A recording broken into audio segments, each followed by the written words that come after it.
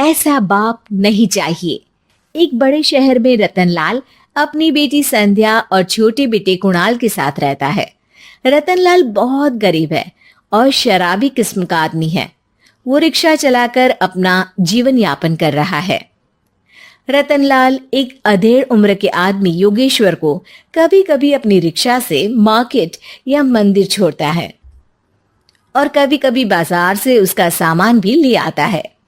एक दिन रतनलाल योगेश्वर से कहता है, साहब, आपके पास गाड़ी है, फिर भी आप कभी कभी रिक्शा से क्यों जाते हो?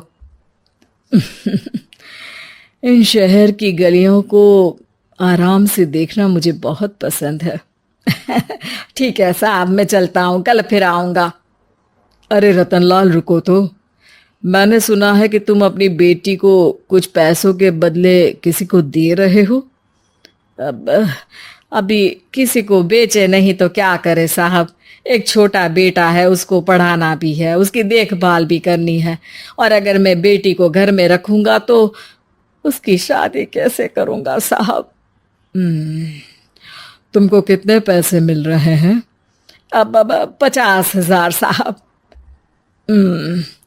देखो, मैं तुमको पूरे 20 लाख रुपए देता हूँ। तुम अपनी बेटी संध्या को मुझे दे दो। हैं? अब 20 लाख? धन्यवाद साहब, धन्यवाद। मैं कल ही उसे आपके पास छोड़ जाऊंगा साहब। अगले दिन रतनलाल संध्या को हमेशा के लिए योगेश्वर के यहाँ छोड़ आता है और बदले में 20 लाख रुपए लेकर घर आ जाता है। रतनलाल जिंदगी में पहली बार इतने पैसे पाकर बौखला गया। उसने एक अच्छा घर लिया। कुणाल, अब हमें कोई चिंता नहीं है। तू अब अच्छे से पढ़, खूब मन लगाकर पढ़ाई करना। पापा, मुझे पढ़ाई करना अच्छा नहीं लगता। अरे तूने अगर ज्यादा बकवास की ना तो बहुत मारूंगा। कल से तू अच्छे स्कूल में जाएगा तो जाएगा, हाँ बस। कुणाल का एडमिशन एक अच्छे स्कूल में हो जाता है, लेकिन आए दिन स्कूल से शिकायत आती ही रहती है। 10 साल बाद एक दिन प्रिंसिपल मैडम रतनलाल को स्कूल में बुलाती है।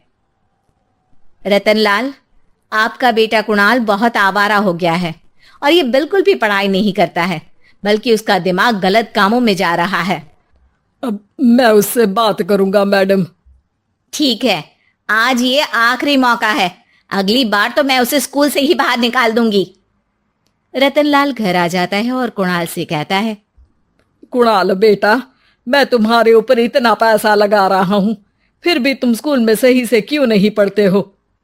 आप तो रहने ही दीजिए, मैं सब जानता हूं कि ये पैसा कहाँ से आया है। और वैसे भी अब ये पैसा मेरा है। मेरा जो भी मन होगा मैं करूंगा। आज के बाद मैं कभी स्कूल नहीं जाने वाला। रतनलाल को अपनी बेटी की याद आती है और वो रोने लगता है। 5 साल बाद कुणाल एक दिन एक लड़की को शादी करके घर ले आता है। पिताजी, ये मेरी पत्नी है स्वीटी। तुमने शादी कर ली? हाँ, शादी कर ली मैंने, दिखाई नहीं दे रहा? और अब से आप फिर से कमाना शुरू कर दो। बहुत बैठ कर खा लिया। कुणाल, तुम इस बुड्ढे को घर में क्यों रख रहे हो? देखो ना, ये शराब पीता है।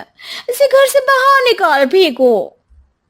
अरे स्वीटी, ये मेरे पापा है, कैसे बाहर निकाल दूं? और वैसे भी घर में कोई तो चाहिए ना काम करने वाला। नौकर समझ कर रख लो। इस बुड्ढी को तो घर से बाहर निकाल कर ही रहूंगी मैं कब तक इसके लिए खाना बनाऊंगी? स्वीटी एक दिन घर के बाहर पार्क में अपनी दोस्तों के साथ बैठी होती है। तभी वो रतनलाल को बुलाती है। पिताजी, मेरे कमरे में मैं अपना फोन छोड़ आई हूँ, जरा ला कर तो देना। अब हाँ जरूर, अभी लेकर आता हूँ। रतनलाल फोन लेकर आ जाता है। कुछ समय बाद स्वीटी के फ्रेंड्स भी चले जाते हैं। स्वीटी अंदर आकर शोर मचाती है। चोर चोर! कहाँ है चोर?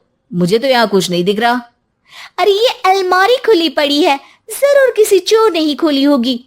अरे कौन आया था यहाँ? यहाँ तो पिताजी आए थे बस। अरे बहू, मैं चोर नहीं हूँ। मुझे तो आप पर अब बिल्कुल भी विश्वास नहीं है पिताजी, क्योंकि जब आप पैसे के लिए दीदी को बेच सकते हो तो आप चोरी भी तो कर ही सकते हो।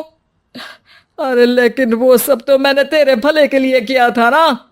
मैं तो कहती हूँ कि हमें इनकी कमरे की तलाशी लेनी चाहिए।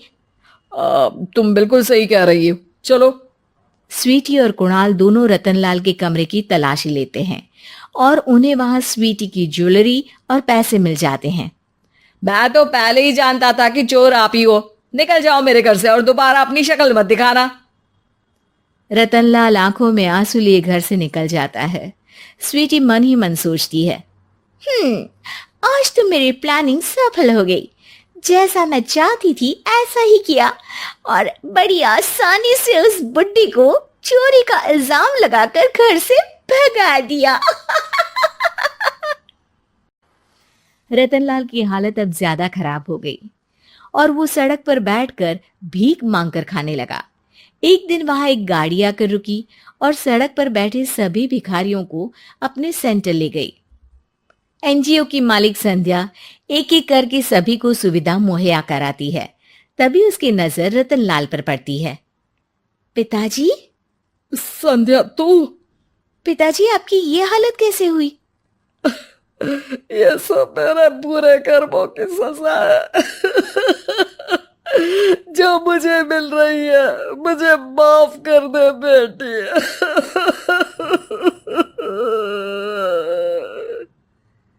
पिताजी, मैं आप पर बिल्कुल भी गुस्सा नहीं हूं, क्योंकि आपने मुझे यहाँ भेजकर अच्छा ही किया। मेरी जिंदगी बदल गई। लेकिन ये सब हुआ कैसे बेटा? आप ये नए कपड़े पहनो, तब तक मैं योगेश्वर अंकल को बुला कर लाती हूँ। योगेश्वर अंकल? हाँ अंकल। योगेश्वर जी ने तुझसे शादी नहीं की थी? नहीं तो पापा, उन्होंने तो मुझे पढ़ा लिखा कर इस काबिल बनाया है कि मैं आज सबकी सेवा कर पा रही हूँ। रतनलाल पश्चाताप करके रोता रहता है। तभी योगेश्वर भी वहां आ जाता है। रतनलाल जी, आपकी ये हालत कैसे हुई? इतने सारे पैसों के बावजूद भी? क्योंकि मैंने बेटे और बेटी में भेदभाव किया था। लेकिन आपने ये कैसे किया? मुझे ये जानना है, बताइए। सालों पहले जब संध्या छोटी थी, तब मैंने एक बार एक आदमी से तुम्हें बात करते हुए सुना था, जो कुछ पैसों में संध्या को तुमसे खरीद कर शादी करना चाहता था। मैं उस समय एनजीओ में बच्चों के लिए ही काम कर रहा था और मैं किसी भी लड़की की जिंदगी खराब होते नहीं देख सकता था। इसलिए मैंने अपने जीवन की कमाई का एक बड़ा हिस्सा तुम्हें दे दिया था। सच में कितना गलत था मैं। मुझे माफ कर दो। अब आप दोनों मेरे साथ घर चलो और आज मैं अपना सच्चा प्रायश्चित करना चाहता हूँ। योगेश्वर और संध्या रतनलाल के साथ घर जाते हैं। स्वीटी दरवाजा खोलती है। चोर भिखारी, तू फिर से आ गया? चल भाग यहाँ से बुड्ढे। ये घर तुम्हारे बाप का नहीं, मेरा है। बाहर निकलो यहाँ से। रतनलाल कुणाल और संध्या को घर से बाहर निकाल देता है। योगेश्वर जी, अब ये घर आपका है और अब आप यहाँ एक और एनजीओ खोल सकते हैं। शायद अब ये सच्चा प्रायश्चित है। संध्या अपने पिता के गले लग